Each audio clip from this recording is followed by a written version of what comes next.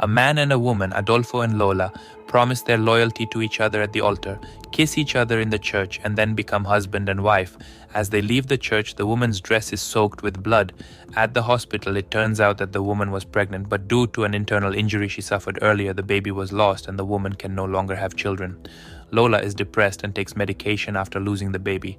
She tries to convince Adolf to move back to the village, but Adolfo believes that his family has a future in the house, since he grew up there too.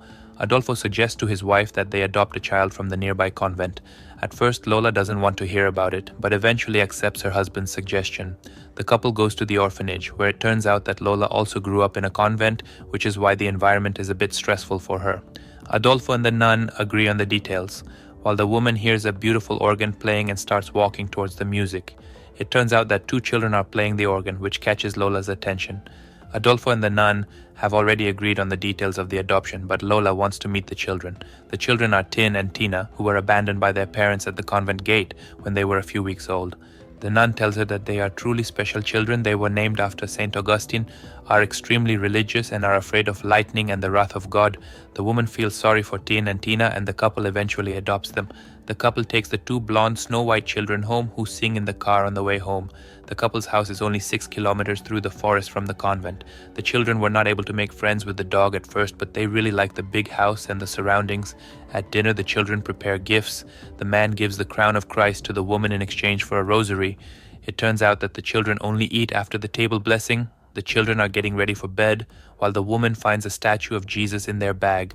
According to the children, the statue is to keep the killing angel away from the house. The woman feels that something is wrong, but tries to accept the children's extreme behavior. The next morning, the children wake the woman up by throwing pebbles.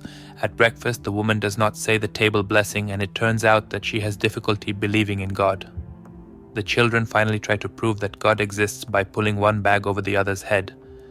The woman is terrified, but they eventually start laughing and a fight breaks out. The children go to school the next day. At school, a fat kid calls the 2 blonde kids Dracula's children, who tell their mother about it at home.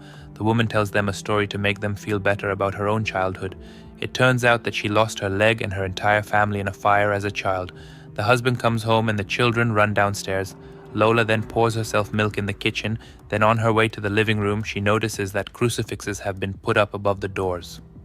Lola asks Adolf about the crosses, but it turns out that the crosses were secretly put up by the children. Adolf says that this is normal since they were raised by nuns and everything is fine. The woman goes to put the children to bed, who play a Bible game with her, which eventually turns into a pillow fight. However, the children suddenly turn off the light and pull a blanket over the woman's head, who starts to suffocate. The children do not stop until the husband arrives in the room.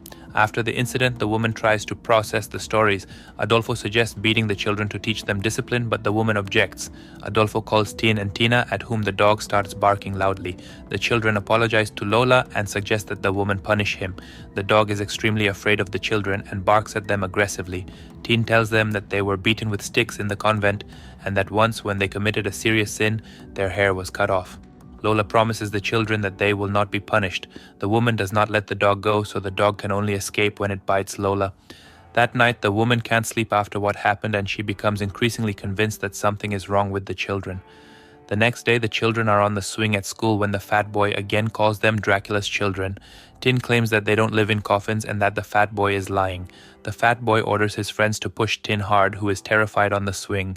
Tin and Tina then watch Dracula on TV in the evening while the couple escapes to their room to finally spend some time with each other. They say goodnight and say goodbye to the children. The kids continue watching the movie when they hear strange noises from upstairs. While the parents are busy with each other, Tina sneaks into the room and steals the sleeping pill from the nightstand. They put on masks and go out into the yard. They mix the sleeping pill in the dog's food. Then after the dog falls asleep, they carry it into the house and use their strength to drag it in front of the TV. The children then look for knives and then do terrible things to the euthanized dog in the living room while laughing and playing. When they are done, they turn on the TV and continue watching the movie. The children wake up the couple in bed in the morning covered in blood. They tell them that at night they wanted to cleanse the dog's soul so that it would not hurt their mother anymore, but they did not think that the dog would die. During the day, the children pray to God to forgive them. At night, the woman cannot sleep and goes after the children.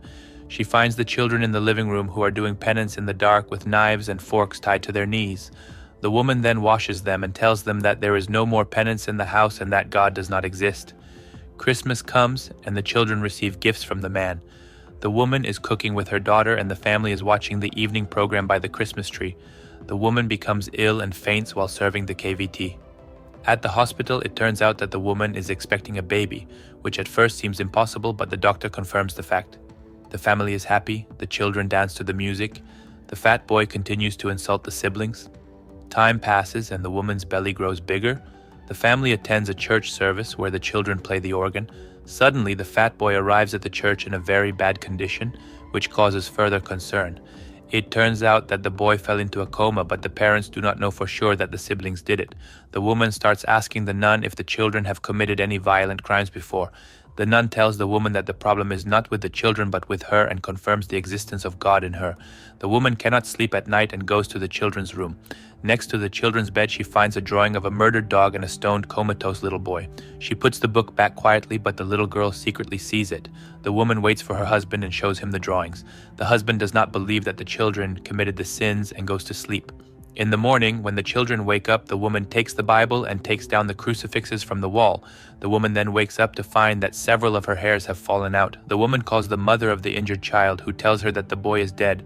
The woman is very scared and asks the man to stay home, but the man has to go to work and leaves the family alone. The woman wakes up in the morning to find herself tied up.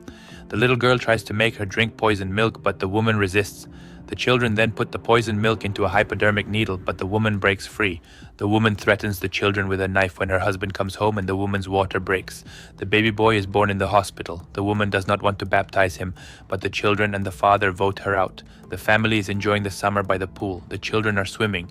The woman goes to the chicken coop to get eggs that have suddenly run out of eggs in the refrigerator. Meanwhile, the children bring the baby down to the pool and try to baptize him by dipping him in water. The woman intervenes in time and saves the baby. The man then believes the woman sets fire to the children's Christian belongings and disowns the two children from the family. A few weeks pass and the children pray in the convent before going to sleep in the sleeping quarters while the family has dinner at a restaurant. The family is on their way home after dinner when it rains heavily and they almost hit something on the road, but the man manages to stop in time. After putting the baby to bed, the woman finds the door open, but the husband doesn't think he left it open.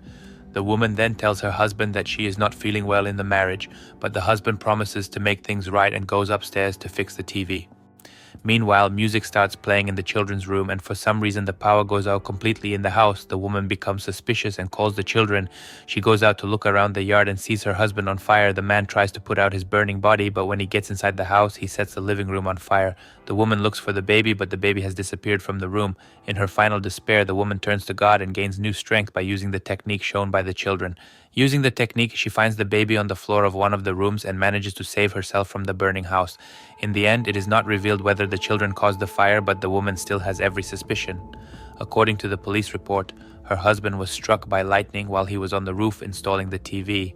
The nun confirms to the woman that the children could not have been in the house since she woke them up in the convent that morning, so they are innocent. In the final scene, the woman buries her husband and finally takes the children back and begins to believe in God and the innocence of the children again. Make sure to subscribe and turn the notifications on so you can watch more movie recaps like this. Thanks for watching.